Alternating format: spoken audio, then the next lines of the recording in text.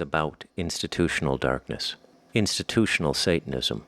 As stated in the previous chapter, darkness and the left-hand path have always existed on this planet. It's part of the free will construct. My faculties and perception define London, England, as the inception of institutional Satanism in this cycle of human history, which we will define as the last 2,000 years. An important thing to understand about British society is the place of the livery companies. Livery normally means uniform or official garb of a trade or class. So we could say that the priestcraft has a livery. In the British trade system, liveries were groups of social connection and support for people in various trades, an early variation of trade unions. They collected dues and maintained capital to support each other in times of duress and to invest in their industries. They often have an insignia or coat of arms.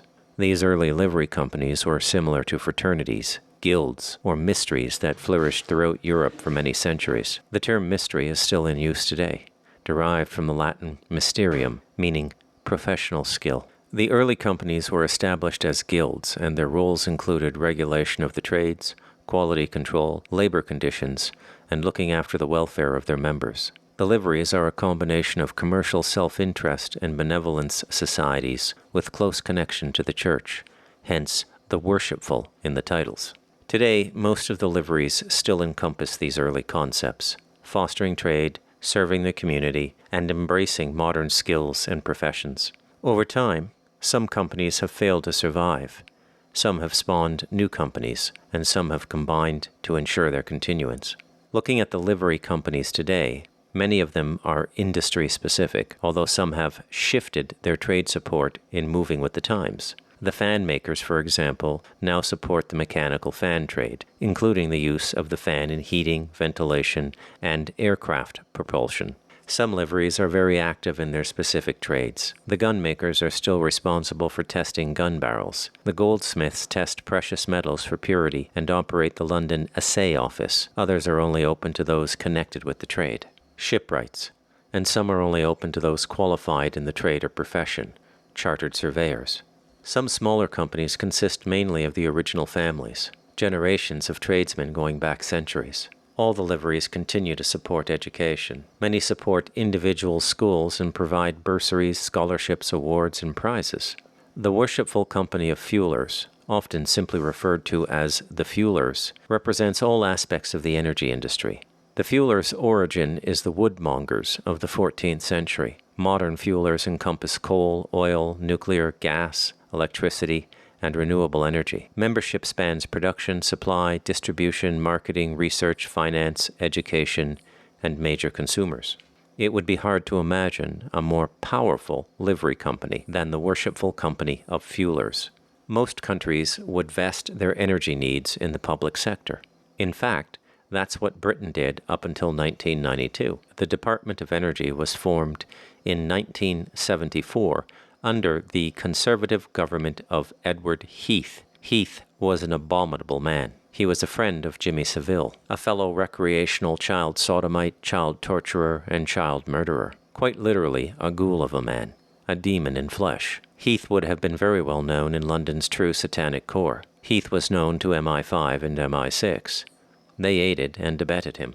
It's curious to note that public energy policy is abandoned in 1992 with the disbandment of the Department of Energy. 3 years earlier, Reagan and Thatcher broke the back of communism, or so it appeared. It seems to be pretty popular with millennials, the most digitally mind-controlled generation in the history of humanity, literally born attached to black screens. It was like there was a second capitalism waiting, one with uninhibited predation. No more Mr. Nice Guy. Labor got kicked to the curb with free trade deals. The climate of necessity took over. If we don't expand our market, we'll be unable to compete with the trading bloc Japan is creating. It's all phony emergency. The end of the Cold War commenced the purposeful dismantling of the Western middle class. Death by carnivorous transnational corporations. Nobody was thinking long term. If the consumer base in wealthy and functioning Western economies doesn't exist, then who buys the stuff? How do you maintain price integrity with an ever-diminishing consumer demographic?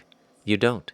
That's the simple answer. Believing they didn't know this is willful ignorance. dangerous naivete. The worshipful fueler's motto is, In carbone robur nostrum, Latin for, Our strength is in carbon. The molecular structure of carbon is 6 neutrons, 6 electrons, and 6 protons. Human beings are fundamentally carbon. Most organic life is built off the carbon element. The number for carbon on the periodic table is 6. The worshipful fuelers received royal charter from King James I in 1605. The worshipful fuelers had the distinct position of being tax collectors because the King of England levied dues and taxes on coal. Right from the beginning, they were quasi-public and quasi-private, a private livery collecting the most prized tax in England. This placed the worshipful fuelers in a knighted position. And it's the first example of the City of London exercising its powers of taxation all across the Port of London, a circumference much larger than the City of London. It could be said that the worshipful fuelers were the first internal revenue service in Britain. It was coal, with its established tax base, that was once again tapped with further excise taxes to rebuild London in 1666. It's the very definition of irony. The tax from coal, incendiary material used in the home, paying for the damages done by a fire that burned the vast majority of London's homes. You have to understand 17th century Britain to understand the beginnings of institutional Satanism. The Protestant movement had begun with Luther in Germany and found a home in England. The Bible was the most important document for a monarchy. It was the foundation of all law. The king could add law, but the foundation was the Bible. It gave every man and woman their God-given rights. You really have to understand how huge a thing the Protestant and Catholic conflict was. It upset centuries of status quo in Europe, in which the Vatican was the king of kings and gave royal families their status by affirming they were of a bloodline of God. With the advent of Protestantism, monarchies had to have their own Bible. No book, no authority. It was that simple. The King James Bible set the stage for the English-speaking world to become the powerhouse it would become. The translation was done at the behest of King James and the Church of England. It was a dramatic shift back to the Old Testament, the reincarnation of Yahweh within a breakaway Christian sect, a Talmud for Gentiles. It was commissioned in 1603 and completed and published in 1611. As England embraced Protestantism, those who held on to Catholicism were marginalized. In 1656, Jews were permitted to openly practice their religion in London, ending centuries of banishment which had come about from King Edward, who had issued an edict expelling all Jews from England in 1290. The reasons were usury and blood ritual homicide of Christian boys killed around Jewish Passover. But the New England that was moving away from the Vatican needed all the friends it could find, and the enemy of your enemy is your friend. Nobody had been more maltreated by the Vatican than the Jews. They had also become prominent in European trade through a significant population in Amsterdam.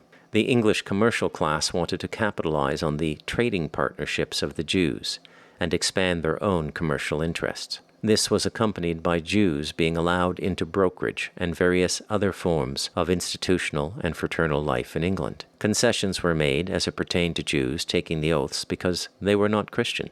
Nonetheless, in this time of religious feuding between Protestants and Catholics, the Jews found their place in English commerce and the livery companies. The Jewish world was rocked in the 17th century too. Sabbatai Zevi was declared the Messiah in 1666. This was taken to heart by the diaspora Jews. It was a kind of heretical and antithetical Judaica, an apostasy with extreme prejudice. Followers advocated doing the exact opposite of what the scripture said. It was a time of tremendous religious upheaval in a Europe where the Vatican no longer ruled. In 1665, London was hit by the Great Plague. The plague had been all around the globe for several centuries by this time. It started in China in 1331. There were a couple forms of plague. One was believed to have been carried by the fleas that were on rats, and the other was a pneumonic plague. It's estimated that 100,000 people died of the plague in 18 months in England. This represented about 1/4 of London's population.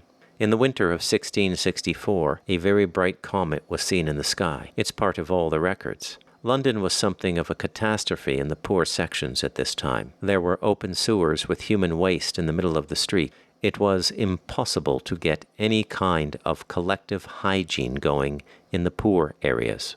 The stench of the poorer areas was overwhelming. Most people walked around with handkerchiefs over their mouths. Most of the city's necessities were brought in by cart. Coal was brought in by river barge. It's interesting at this point to take a look at the work of William Bramley, who wrote the book The Gods of Eden, which is an examination of an extraterrestrial presence in the history of human affairs. Here's what he has to say about the plague.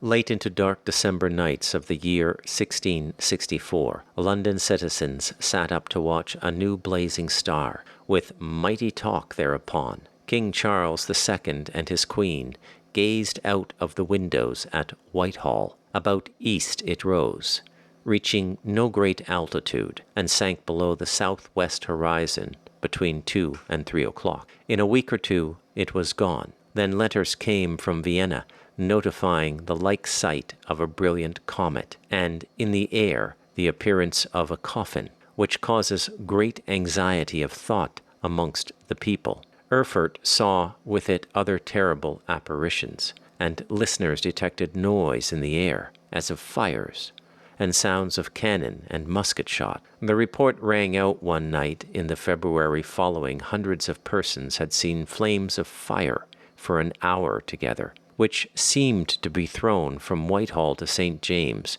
and then back again to Whitehall, whereafter they disappeared. In March, there came into the heavens a yet brighter comet, visible 2 hours after midnight, and so continuing till daylight. With such ominous portents, the Great Plague in London was ushered in. In his excellent work, Bramley postulates a custodial race over the human race, invisible influences behind major world events. He calls them the custodians. I agree with Bramley. The human race has handlers. I call them the controllers or the chaos makers. I've seen them with my own eyes. We'll get into that in future chapters. If the plague wasn't enough, the following year, London was hit with the Great Fire. It began in a bakery on Pudding Street and spread through most of the city, most of which inside the old Roman city wall was gutted. Over 13,000 houses were destroyed, 87 churches, including St. Paul's Cathedral. The registered death count is quite low, at a meager 6. But it has to be pointed out that the city failed to count the bodies of the poor, and many of the people were burned and cremated right in the fire. London was completely destroyed in those 2 years. What the plague didn't kill, the fire did. And the fire killed the plague too. There was a lot of hatred and suspicion. Some people blamed the Jews, but the majority of the population turned on the Catholics. England was beginning to assert itself as a religiously independent nation, separate from the Vatican. There were many English who were still Catholic and loyal to the Vatican. The following year, 1667, saw the publication of John Milton's Paradise Lost, perhaps the most epic religious poem from the Christian perspective ever written. Milton was a Catholic. His first draft of the poem was dragged into a fire by his dog. He then went blind. Without his eyesight, he reproduced the entire book-length poem by dictating to his daughters. The creation of the book is almost as much of a miracle as the book itself. In the poem, we are warned against the enemies of God, the fallen angels who followed Lucifer into rebellion. Chief among them are Moloch. Children are ritually burned for his favor, passing through the fire, as it's called. Belial is the worthless and wicked one. He counsels immorality and wicked and shameless acts. Mammon is greed and materialism personified. Milton is God's marker in the timeline. This is the beginning of institutional Satanism. Milton warned us. What story about 17th century England would be complete without mentioning the Guild of all guilds that is the centerpiece of every ham-fisted conspiracy theory stammered out on WordPress or YouTube? The Freemasons. The Freemasons have their origin in the livery companies. They still exist as the worshipful company of Masons, but here we are strictly speaking about actual Masons, brick, marble, and other stonework. The Freemasons emerged out of the livery company as a purely spiritual guild. They begin as the speculative Masons, meaning Masons who don't work with stone, and start to form lodges. It's interesting that this coincides with the return of the Jews under Cromwell. Both groups share a fascination with spiritual traditions from before Christ, especially the Egyptians, who the Masons regard as master builders and wizards. The Jews, of course, had been scrupulously documenting the spiritual and magical secrets of every group they cohabited with, including the Egyptians, Babylonians, and Sumerians, with many of the books of the Torah being simple retellings of Mesopotamian parables and spiritual lore. It is here the sons of Adam find Moloch, the child-eating demon who consumes by fire. There is a very distinct Jewish connection to Freemasonry as well, in that the Freemasons regard Solomon as the Grand Mason. Freemasonry is Judaism for Gentiles. Every rite, oath, and password has its ritual ancestry in the Hebrew religion. King Solomon's construction of the first temple is the spiritual ideal of the Mason ensconced within the fundamental metaphor of building. King Solomon is known to have been given a signet ring, the Star of David, to control demons. It is said in the Jewish lore that Solomon used demons to construct the first temple. The Freemasons are enamored by a Jewish king who controlled demons and built the temple for blood offering and burnt offering to his god. Nothing creepy about that at all. So we have the Jews formally let back into England in 1656, and a decade later, speculative Freemasonry emerges in London. It needs to be understood how the Jews arrived back in England. They underwrote the efforts of Cromwell to unseat King James and his line. Merchant Jews of Amsterdam had amassed a tremendous wealth and influence in Europe. Remember, corruption must be offered and received for the contract to be complete. It's a two-way street. The Jews had despised the Romans and all their outposts from the destruction of the Second Temple onward. We are, after all, dealing with a people who by oath to their God must settle all debts, and sin, defiance of God's law as defined by the Jews, as there can be no God but theirs, is the greatest debt of all. Christianity, even with its Byzantium makeover, was still the empire that unseated the temple and massacred many Jewish families. Usury was institutionalized by European Jews to gain control over monarchies. The Jews have been at war since the Second Temple was destroyed. How hard is that to understand? They were a complete people. They had land, water, culture, language, literacy, law, mysticism, and religion. They were a fully formed human culture. How many cultures of the time could say that? Certainly the Greeks. Rome was the great amalgamation. It brought everything into one place. The Caesars were as enamored by the Jewish rabbis as they were by the Greek mathematicians and the Celtic druids. Rome was multicultural. It was one of those times in history when so many things came together that it forced a new perspective. This multiculturalism would be repeated in Byzantium and later in Barcelona. It's kind of weird how we're always wanting to hate each other and always wanting to know each other at the same time as human beings. It cannot be denied that Rome usurped the history of the Jewish prophets by grafting itself onto the story of Christ in the formation of the Vatican. It was geopolitical, not spiritual. Imagine the determination in keeping that ghosted culture alive for centuries. The rabbis and the synagogues did all that. They taught Hebrew, even while Jews had to learn another language in whatever country they were living after yet another diaspora. They were taught literacy in, at minimum, 2 languages and basic arithmetic at a time when most of the world's population was illiterate farmers.